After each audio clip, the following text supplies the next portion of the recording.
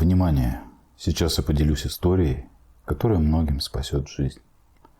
Я не преувеличиваю, не пытаюсь как-то запугать. Это сугубо ваше решение, смотреть или нет. Но если мы прямо сейчас не разберемся в этой ситуации, твоим отношениям крышка. Конец будет внезапным. Такое нужно смотреть до конца.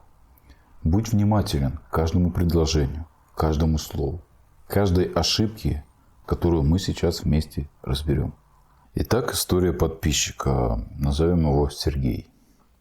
Познакомились на работе, она была новенькая, решил ей помогать. И она мне понравилась. Прошел месяц, сказал ей, что она очень нравится. Она улыбнулась и ответила взаимностью. Пока все идет хорошо, то есть мужчина проявил симпатию, показал ей это на словах. Она это подтвердила, сказала, ты мне тоже нравишься. Все вроде нормально пока. Далее сказал, давай встречаться. Она думала один день и согласилась. Первая ошибка, кто меня смотрит давно, знает мое отношение к подобного рода вопросам. А давай встречаться, а давай будем вместе. А ведь у нас отношения, правда? То есть таким способом мужчина делегирует все свои полномочия, всю свою власть на хрупкие плечи девушки, подтверждая свою слабую позицию. Почему он это делает? Часто из-за того, что не понимает механики, в принципе, отношений в целом, механики женщины. Ему просто страшно, он испытывает стресс. Поэтому Сергей здесь пытается обозначить для себя, прежде всего, некий статус отношений, чтобы ему было проще и не нужно было выходить из зоны комфорта, что-то там понимать и так далее. Но на самом деле уже здесь, с этой, казалось бы, маленькой незначительной детали вот этого вопроса уже запущен процесс разрушения отношений, если так можно назвать, зарождения даже этих отношений. Маятник начинает раскачиваться. Так, вот она думала один день, и потом согласилась встречаться. То есть она думала, да, она еще думала. И мужчина, Сергей, на это был согласен. Вы понимаете, насколько он не осведомлен о природе вообще женщины. То есть он, в принципе, не готов к отношениям. Не готов. Дальше выясняется, что она жила с бывшим при законченных с ним отношениях. То есть, понимаете, да?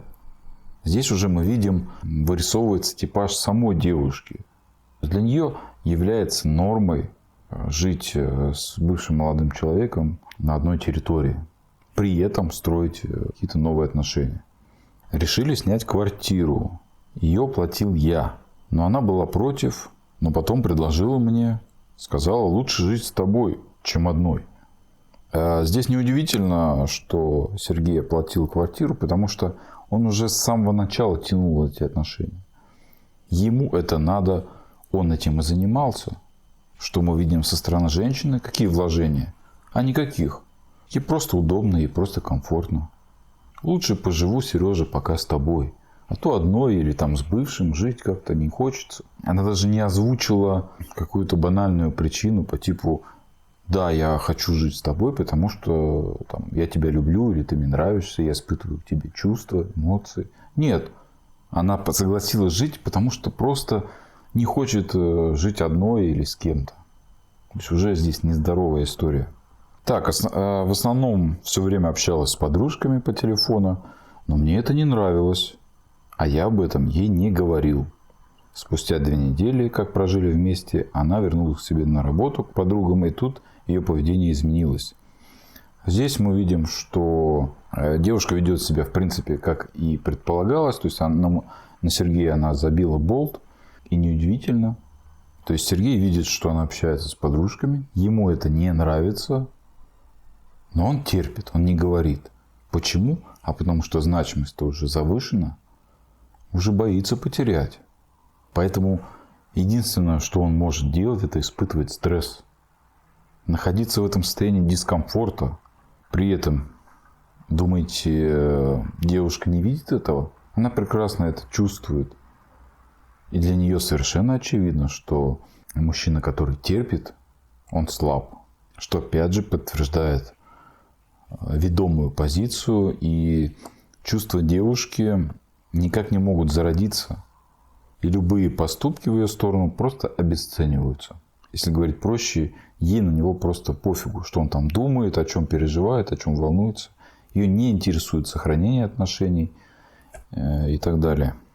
Значит, поведение изменилось, то есть на нее влияет кто-то другой. Когда поведение женщины резко меняется, значит, что-то влияет извне. Это всегда так было, есть и будет. Это надо запомнить.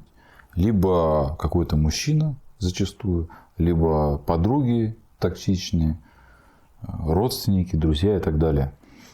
В данном случае, если бы мужчина на начальном этапе уже понял, что раз она живет с бывшим, здесь какая-то нездоровая история, незаконченная, он бы не стал продолжать. Здесь все логично. С бывшим у нее незаконченная история. Учитывая, что Сергей находился в слабой позиции, чувств к нему не было, соответственно, она спокойно переключается обратно на бывшего. Ей ничего не мешает сделать этот шаг. Психолог попросил написать следующий СМС. «Я думал все время и понял, что с тобой происходит. Я принимаю это. Сегодня я уеду, но предлагаю встретиться через 1,5 месяца». На что девушка согласилась и сказала спасибо. Еще психолог сказал прислать ей цветы на Новый год. Но я пришел пешком и подарил букет. И подарок милый. Попили чай, разошлись. Потом попросила в долг. Все встречи после расставания обнимала и целовала. Думал, это знак, что она готова. Потом уехала на Новый год к семье на 3 дня. В общем, что мы видим? Психолог посоветовал написать СМС, где сделать так, чтобы мужчина предложил встретиться через 1,5 месяца. Для чего? Как это может повысить значимость мужчины в глазах женщины? Непонятно. То есть он предлагает быть рядом всегда. Быть удобным, комфортным такой. И еще он попросил прислать цветы на Новый год. Как эти цветы могут повлиять на ситуацию? То есть по факту своими действиями психолог приговорил Сергея доказывать снова и снова свою нуждаемость. Дорогая, я все еще тебя жду, все еще надеюсь. Не важно, что ты показала свою несостоятельность в отношениях. Не важно, что ты ушла к бывшему, разрушила то, что у нас начиналось, обесценила все мои вложения. Это не важно. Я всегда доступен. Вот тебе цветы. Нужны деньги в долг? Пожалуйста. Конечно, девушка всегда обнимет, поцелует. Ведь ей надо дать надежду. Здесь мы же видим типаж девушки. Потому что она абсолютно непригодна для нормальных, адекватных, спокойных отношений. Думал, это знак, что она готова. То есть Сергей видит во всем знаки. То есть женщина для него загадка. При таком раскладе ни о каких серьезных отношениях и речи быть не может. Так, значит, девушка уехала. Приехала, написала мне, как дела. Сказал, все отлично, диалог закончен. То есть здесь она дернула за ниточку. Сергей, естественно, тут как тут. И она успокоилась. После она пропала. Через пару дней ее пригласил в пансионат отдохнуть. Она сказала, будет занята, но если получится, приедет. Сергей снова продолжает показывать свою нуждаемость, свои намерения к человеку, который его отвергнул. После она перестала заходить в ВК вообще и читать переписку. Хотя с самого начала только со мной общалась ВКонтакте. А зачем ей общаться с тобой? Твоя жизнь строится вокруг того, чтобы ее добиться. Никакой женщине такой мужчина не нужен. Посмотрел лайки страницы, стал лайкать ее бывшие с новой страницы. Хотя она говорила, что чувства к нему нету. Написал прощальное письмо снова в ВКонтакте. Долго его не читала. У нее сейчас эпопея с бывшим идет. Ей не до твоего письма. У нее там страсти бурлят, дофамин. Поэтому вместо того, чтобы подумать, остановиться, выдохнуть, понять, что тебе закрыли дверь, а ты в нее стучишься, Сергей продолжает настойчиво это делать. Далее, друг посоветовал спросить с нее долги, которые брала, чтобы вывести навстречу, но она игнорит. Конечно, друг плохого не посоветует. Ну, выведешь ты ее навстречу, и что? И что? Что от этого изменится? Кроме того, что ты завысишь ее значимость еще больше. По ее рассказам о бывших, я лучшее, что у нее было. И не стою на месте, развиваю себя. Конечно же, человек, который не понимает женщину, он верит каждому ее слову, он ее слушает очень внимательно. Если она говорит, что любит его, он верит. Если она говорит, что ты лучшее, что со мной было в жизни, он тоже верит. А вот если мы откинем слова и посмотрим на поступки, то что мы увидим? 0. И не просто 0 действий, а деструктивное влияние на мужчину. Каким он был окрыленным в начале, и каким он стал, чем он занимается. Только и делает, что выслеживает ее, пытается поговорить, постоянно на стрессе, обратился к психологу. Вот к чему приводит непонимание, как устроена женщина. Пока она для тебя загадка, высшее существо с другой планеты. Подобная история может настигнуть каждого.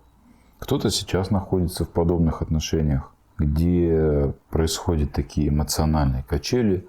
И на самом деле важно запомнить здесь одно правило. Всегда нужно смотреть на поступки.